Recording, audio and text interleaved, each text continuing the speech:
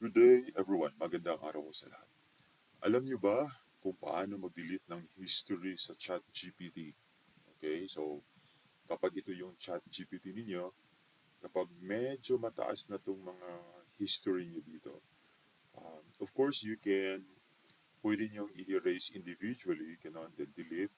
Okay, you can do that, ganon. Okay, but kapag gusto niyo na, kapag masyado nang mataas and it takes time na isa-isahin niyo. Okay?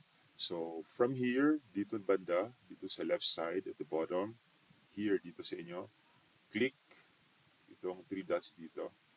Then, kapag na-click na, settings, okay, dito sa settings, click settings. Then, dito sa left side, we have sa pop-up na window, general, notification, personalization. Dito ka sa, you click data control. Okay? Then sa data control, delete all chats or depende sa inyo anong gawin. But again, we have to delete all the chats in history. So you click delete all. Okay, then clear your chat history. Are you sure?